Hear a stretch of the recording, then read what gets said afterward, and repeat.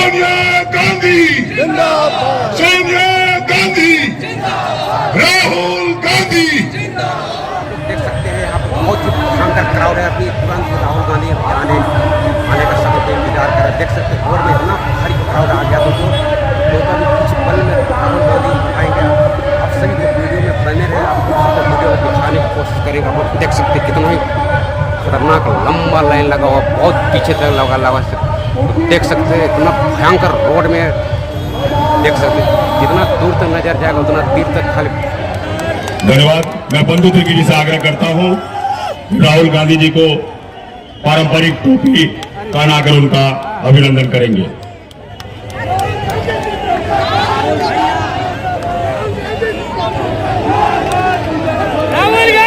बहुत बहुत धन्यवाद। अध्यक्ष से आग्रह करता हूं कि वे उन्हें मोमेंटे देकर अभिनंदन। राकेश किरण महतो जी और कुमार राजा जी। भाइयों और बहनों, झारखंड के युवाओं, प्रेस के हमारे मित्रों, आप सबका यहाँ बहुत बहुत स्वागत, नमस्कार। सबसे पहले मैं गठबंधन को, सोरेन जी को, हमारे सब एमएलए को बधाई देना चाहता हूं कि आपने बीजेपी और आरएसएस की जो साजिश थी उसको रोका और यहां गरीबों की सरकार को मेंटेन किया, उसकी रक्षा की।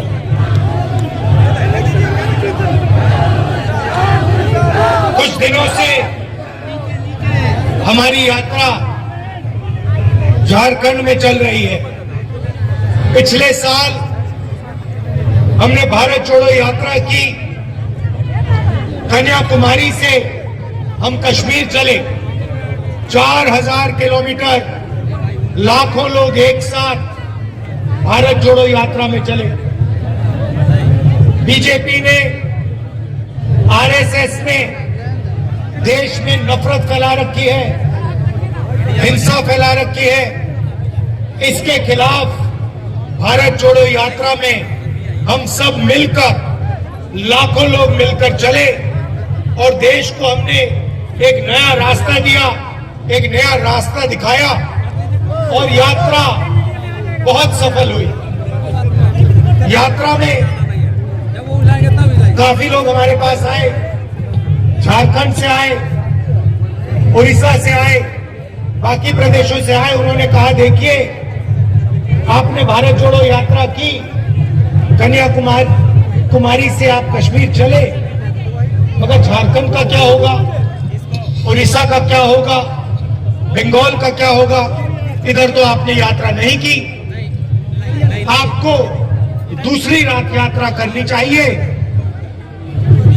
मणिपुर से महाराष्ट्र एक और भारत जोड़ो यात्रा करनी चाहिए और ये हजारों लोगों ने हमसे कहा। इसीलिए आज मैं आपके सामने खड़ा हूं। मणिपुर से महाराष्ट्र दूसरी भारत जोड़ो न्याय यात्रा हम कर रहे हैं और आपने देखा झारखंड में कितने जोश से, कितनी शक्ति, कितनी ऊर्जा झारखंड की आम जनता ने हमारी यात्रा में डाली। तो आपका मैं दिल से धन्यवाद करना चाहता हूं।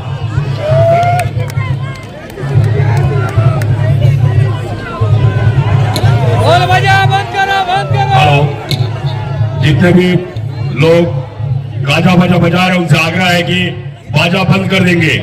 आदरणीय राहुल गांधी जी की बातों को सुनेंगे, बाजा बंद करेंगे। तो इसमें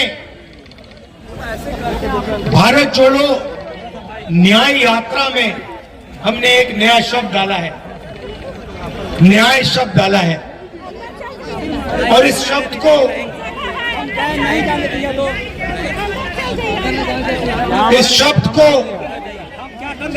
देश में आज बहुत अच्छी तरह समझा जा रहा है। ये जो एचईसी के पोस्टर लिए हैं, आप अन्याय शब्द को बहुत अच्छी तरह समझते हो क्योंकि आपके खिलाफ अन्याय किया जा रहा है। किया जा रहा है, नहीं किया जा रहा है? जोर से बोलो, दिल्ली तक सुनाई देना चाहिए। देखिए, पब्लिक सेक्टर एंटरप्राइज है, इसका आस्ते आस्ते नरेंद्र मोदी जी और उनकी सरकार इसका आस्ते आस्ते आस्ते आस्ते गला घोट रहे हैं। सही? बताइए, एचईसी का गला क्यों घोटा जा रहा है? क्योंकि सरकार और बीजेपी चाहती है कि एचईसी काम ना करे और आने वाले कल एचईसी फैक्ट्री का नाम बदलकर अदानी नाम का नेम प्लेट इसके ऊपर लगा दिया जाए। इसको प्राइवेटाइज कर दिया जाए। और भाइयों और बहनों, आज एचईसी के लोग आए हैं, मगर जहां भी मैं जाता हूं वहां पे ऐसे किसी न किसी पब्लिक सेक्टर यूनिट के लोग बैनर लिए, पोस्टर लिए, झंडा लिए खड़े दिखते हैं। बीएचईएल, एचएल, एचईसी,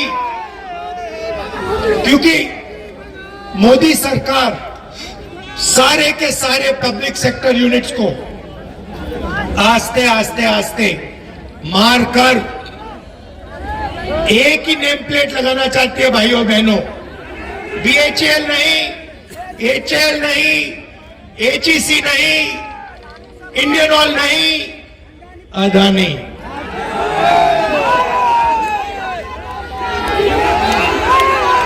और यहां जो काम करते हैं, जिन्होंने सालों के लिए अपना खून, अपना पसीना दिया है, उन सबको ये बेरोजगार बनाना चाहते हैं।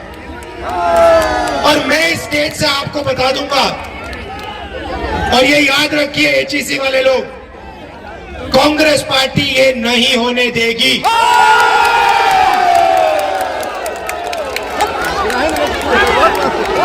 बीजेपी के लोगों से मैं कहता हूं, कर लो जो करना है, अदानी का नाम एचईसी पे नहीं लगेगा और नहीं लगने देंगे। ये देश की पूंजी है, ये किसी उद्योगपति की पूंजी नहीं है। ये फ्री गिफ्ट अदानी को नहीं मिलेगा, ये हम आपको आश्वासन दे रहे हैं। और हमारी सरकार आएगी तो जो आपको सपोर्ट की जरूरत होगी वो आपको सपोर्ट मिलेगी और आपको कॉम्पिटिटिव बनाया जाएगा। भाइयों और बहनों, पूरे देश में प्राइवेटाइजेशन किया जा रहा है। मैं आपसे पूछना चाहता हूं, इस देश में ओबीसी वर्ग की, आदिवासी वर्ग की, दलित वर्ग की कितनी आबादी है? सबसे ज्यादा मत बोलो भैया, मुझे नंबर दो, मुझे नंबर दो। कितने प्रतिशत आदिवासी, दलित और पिछड़े लोग हैं इस देश में? नंबर दो। देखो, कोई नंबर नहीं दे सकता, कोई नहीं बता सकता कि इस देश में इतने पिछड़े लोग हैं। भाइयों और बहनों, बात आप समझिए, देश में कम से कम 50% ओबीसी वर्ग के लोग हैं। सही बात है? और मैंने कम से कम शब्द का प्रयोग किया है। आज तेलंगाना के चीफ मिनिस्टर यहां आए और उन्होंने मुझे बताया कि जो वायदा हमने तेलंगाना में किया था, आज उस वायदे को तेलंगाना की सरकार ने पूरा किया है। कौन सा वायदा? जाति जनगणना का वायदा। तेलंगाना में कुछ ही महीनों में पिछड़े वर्ग के लोगों को, आदिवासियों को, दलितों को, जनरल कास्ट के लोगों को, माइनॉरिटी को, सबको पता लग जाएगा कि किसकी कितनी आबादी है। अब मैं आपको ये बोल क्यों रहा हूं? क्योंकि ये जो HEC के लोगों को तंग किया जा रहा है, ये पिछड़े वर्ग के लोग हैं, ये आदिवासी हैं, ये दलित हैं, और इनको रोजगार से हटाया जा रहा है और इस HEC को प्राइवेटाइज किया जा रहा है। प्राइवेटाइजेशन का मतलब समझिए। प्राइवेटाइजेशन का मतलब OBC को, दलित को, आदिवासी को और गरीब जनरल कास्ट के व्यक्ति को बेरोजगार बनाने का काम है। ये प्राइवेटाइजेशन नहीं है। ये दलितों से, आदिवासियों से, पिछड़ों से, गरीब जनरल कास्ट के लोगों से, माइनॉरिटी के लोगों से चोरी है। ये हो रहा है। सबको नीचे रखिए ना। आप देखिए, किसी दिन आप अदानी जी की कंपनी की लिस्ट निकालिए और उसको बोलिए तो नीचे रखिए तो आपको अदानी की कंपनी की लिस्ट निकालिए और मैनेजमेंट की टीम देखिए। नीचे कीजिए। अदानी की कंपनी में आपको एक पिछड़ा नहीं मिलेगा, एक दलित नहीं मिलेगा, एक आदिवासी नहीं मिलेगा, एक गरीब जनरल कास्ट का व्यक्ति नहीं मिलेगा। और इसको, इस एक व्यक्ति को देश की पूरी पूंजी पकड़ाई जा रही है। एयरपोर्ट, पोर्ट्स, इंफ्रास्ट्रक्चर, सड़कें, पुल, स्टोरेज की facility, solar power, wind power, जो भी ये व्यक्ति चाहता है इसको मिल जाता है। सब आदमी परेशान। ये नीचे रखिए। डिफेंस में देश की रक्षा सेना करती है। आप देख लीजिए, सारे के सारे कॉन्ट्रैक्ट्स, हथियार के कॉन्ट्रैक्ट, ड्रोन के कॉन्ट्रैक्ट, ये सारे के सारे इसी एक व्यक्ति को दिए जा रहे हैं। क्यों? क्यों? क्योंकि हिंदुस्तान के प्रधानमंत्री चाहते हैं, इसीलिए इस एक व्यक्ति को एयरपोर्ट, पोर्ट्स, डिफेंस इक्विपमेंट सारा का सारा पकड़ाया जा रहा है। मैंने आपसे सवाल पूछा, इस देश में पिछड़े लोग कितने हैं, आदिवासी कितने हैं, दलित कितने हैं? इसके पीछे सोच है। भाइयों और बहनों, आप किसी प्राइवेट कंपनी में जाइए, किसी भी प्राइवेट कंपनी में जाइए और वहां पूछिए यहां पे पिछड़े लोग कितने हैं, दलित कितने हैं, आदिवासी कितने हैं? आपको एक नहीं मिलने वाला। फिर आप जाइए हिंदुस्तान की सरकार में जाइए, 90 लोग हिंदुस्तान की सरकार को चलाते हैं। आईएएस ऑफिसर हैं, पूरे के पूरे बजट को ये कंट्रोल करते हैं। हिंदुस्तान की सरकार 10 रुपए खर्च करती है तो रुपए कहां खर्च होंगे ये 90 लोग निर्णय लेते हैं। 90 में से आदिवासी कितने, दलित कितने, पिछड़े कितने, आप जानते हो? देखो सन्नाटा छा गया, सब चुप हो गए। भाइयों और बहनों, 90 में से सिर्फ 3 ओबीसी वर्ग के लोग हैं और 100% बजट में से ओबीसी वर्ग के अफसर सिर्फ 5% कंट्रोल करते हैं।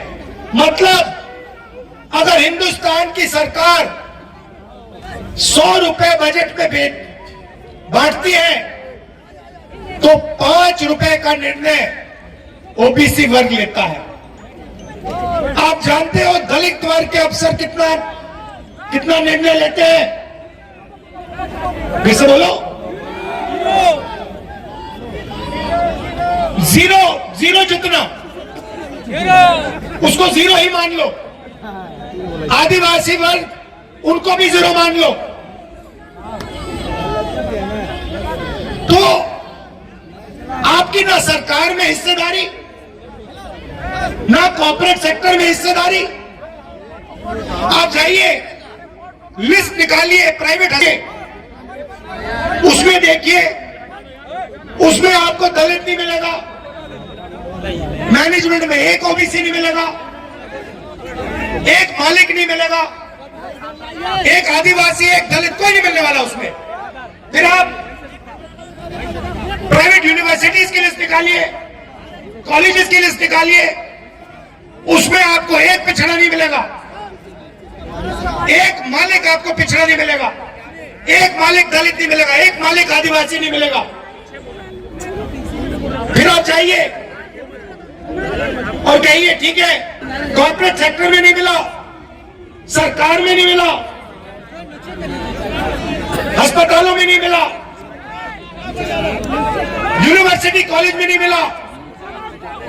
और फिर आप लिस्ट निकालिए जो कॉन्ट्रैक्ट से काम करते हैं, कॉन्ट्रैक्ट लेबर की लिस्ट निकालिए और उस लिस्ट में आपको सिर्फ ओबीसी, दलित और आदिवासी मिलेगा और कोई नहीं मिलने वाला।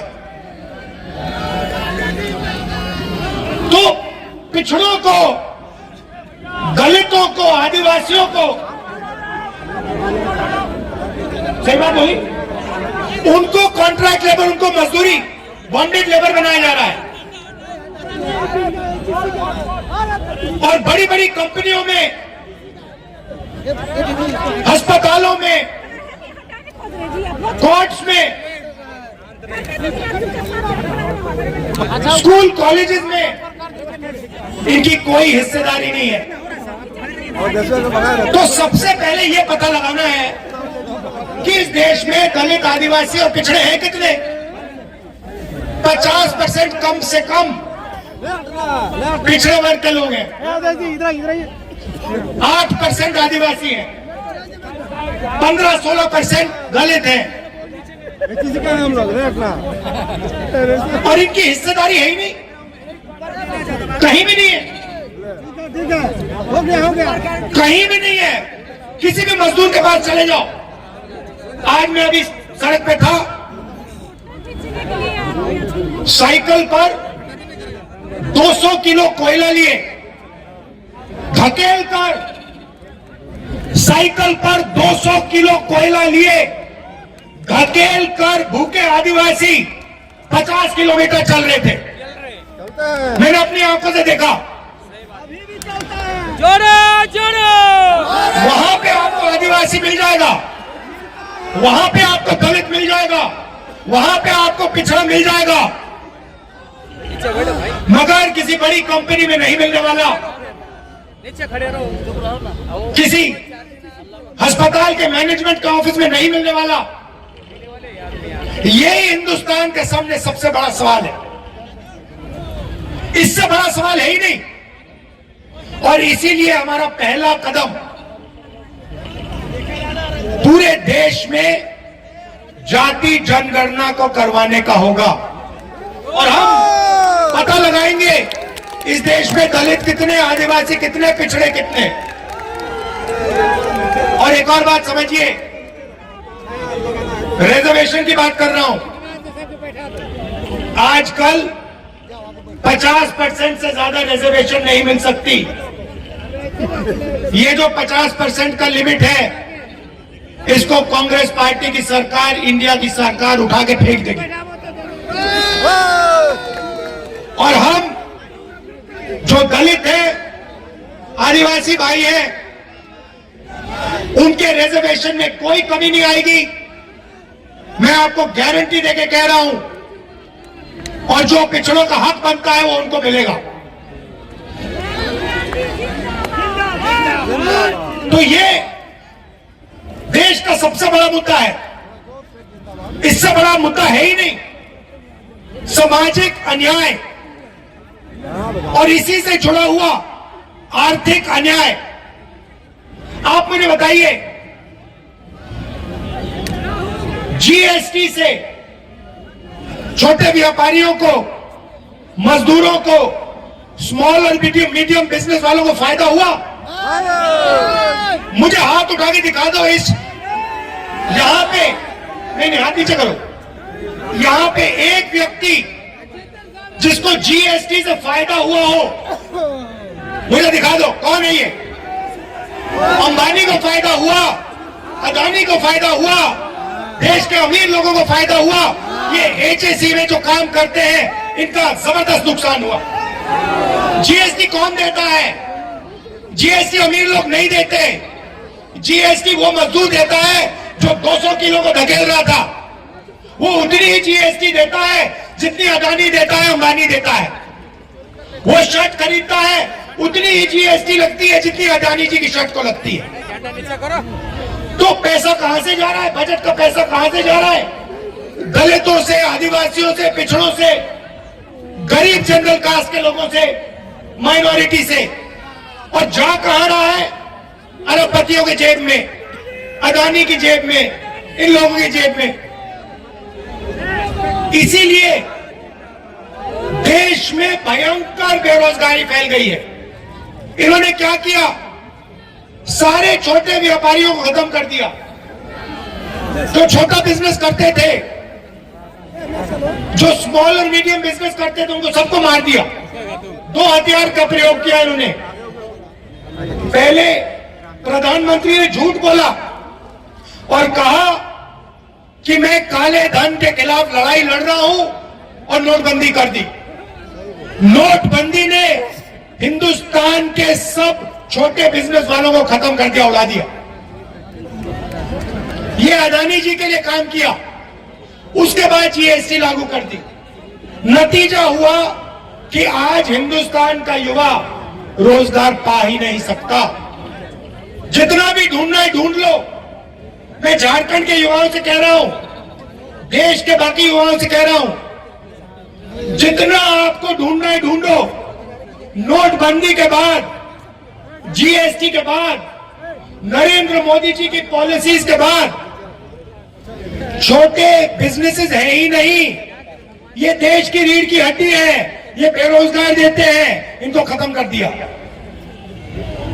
तो जब तक दिल्ली की सरकार नहीं बदलेगी तब तक इस देश में युवाओं को रोजगार नहीं मिल सकता। सीधी बात है।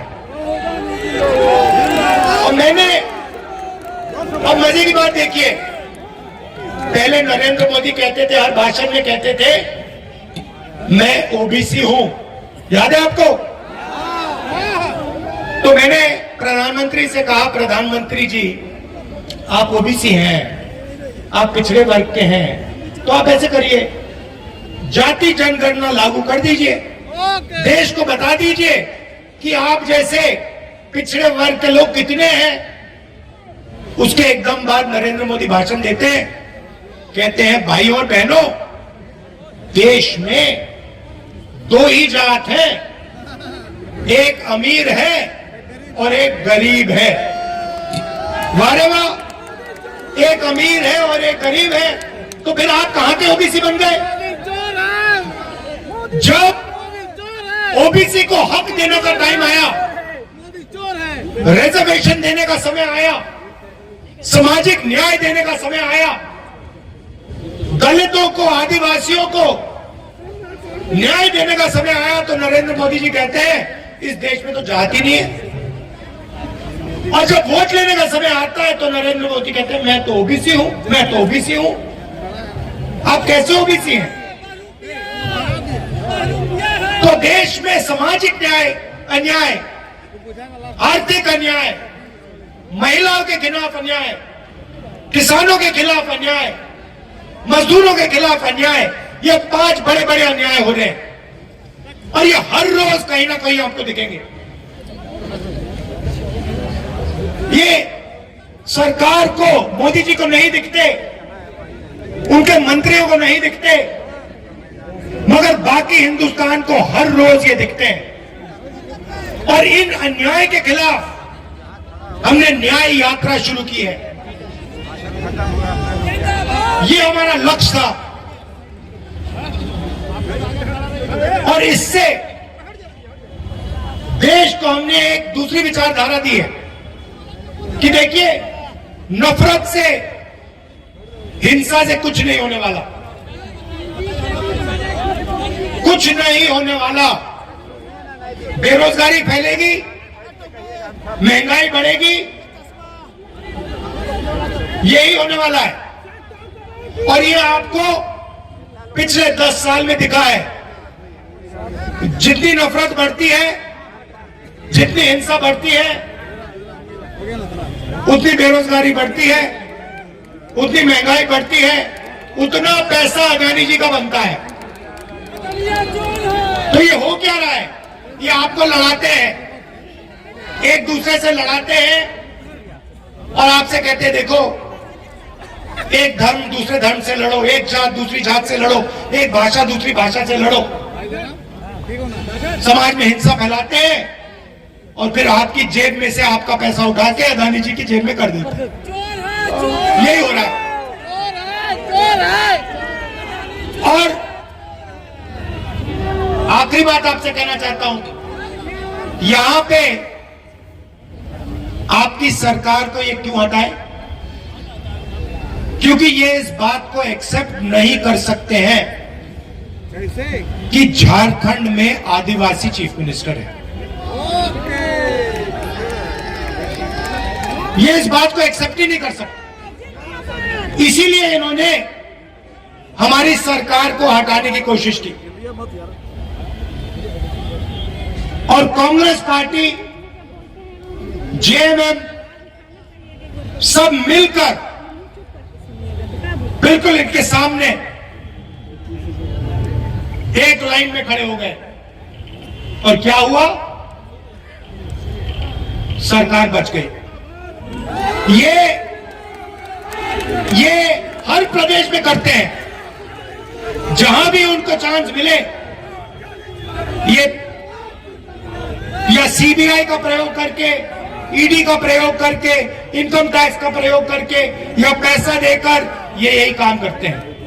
लोकतंत्र पे ये आक्रमण कर रहे हैं, संविधान पे ये आक्रमण कर रहे हैं, क्योंकि ये जनता की जो आवाज है इसको दबाना चाहते हैं। और कांग्रेस पार्टी, हमारा गठबंधन, इंडिया गठबंधन, लोकतंत्र की जो आवाज है उसको कभी नहीं दबने देगा। तो आप सब यहां आए, आपने इतनी हमारी मदद की, सड़कों पे लाखों लोग निकले। मोदी मीडिया, देखिए मोदी मीडिया, मैंने पहले कहा प्रेस के हमारे मित्रों, मगर ये हमारे मित्र नहीं है, ये हमारे मित्र नहीं है। ये रिपोर्टर ही ये हो सकते बेचारे, मगर इनके जो मालिक हैं वो हमारे मित्र नहीं है।